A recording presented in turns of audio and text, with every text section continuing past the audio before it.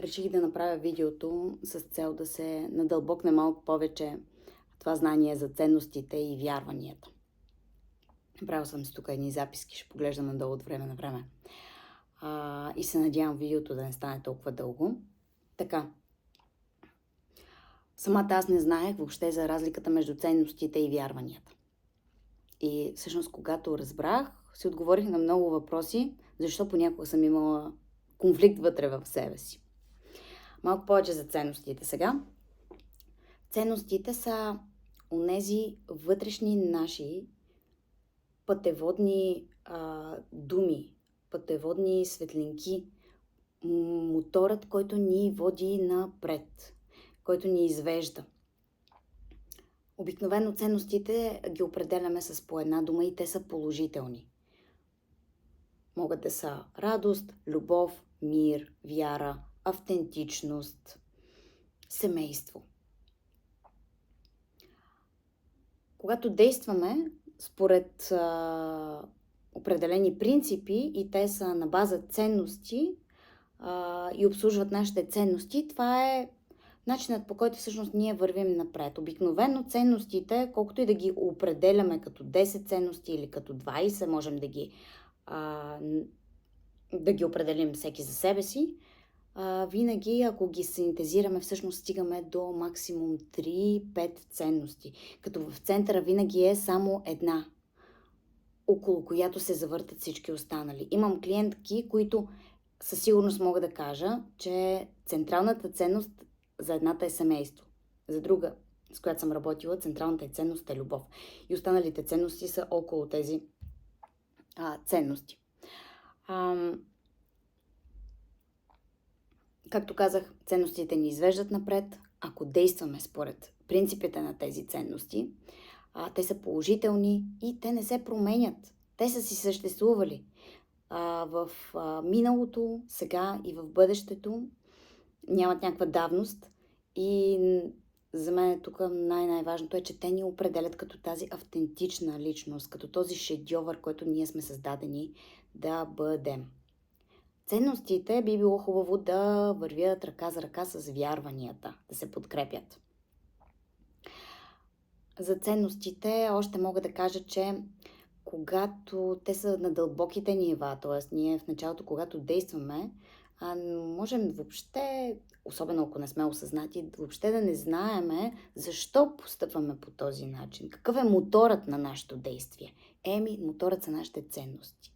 Тоест, ако ти предлагат нова работа и аз те питам, защо ти е тая нова работа? Защото ще имам повече пари. Защо ти трябва тези пари? Ще ходя на повече места. С кой ще ходиш на тези места? С семейството си.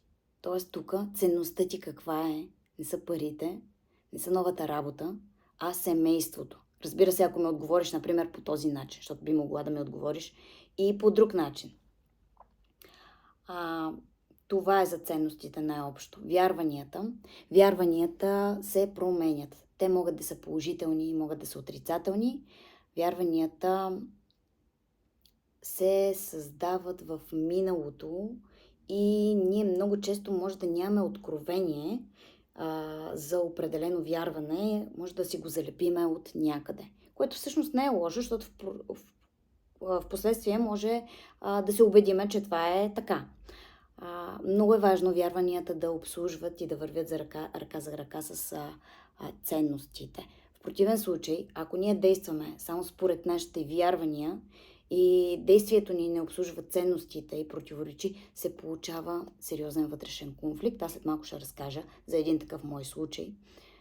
Всъщност всеки един от нас има много. Както казах, вярванията се променят. Давам пример за такова вярване. Например, мъжете, които плачат, са слаби.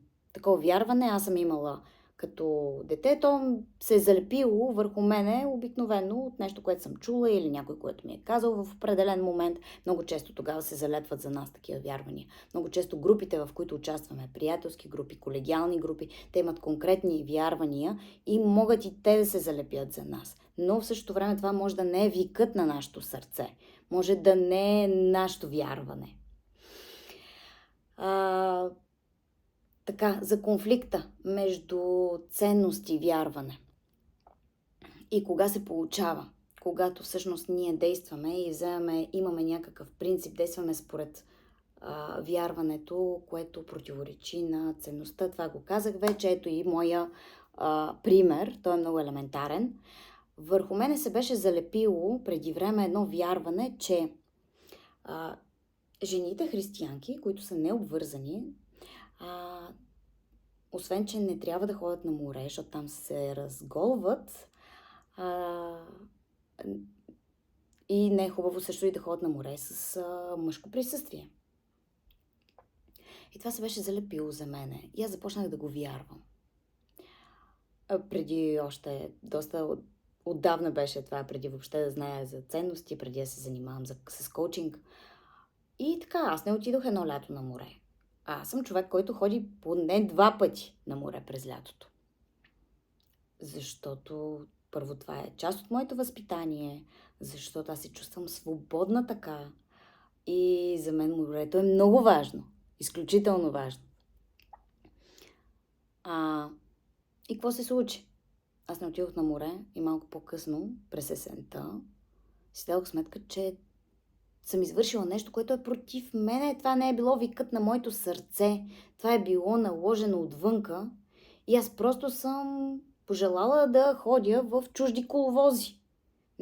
Не, това не беше моя път. Това не беше нещо, което беше редно да правя.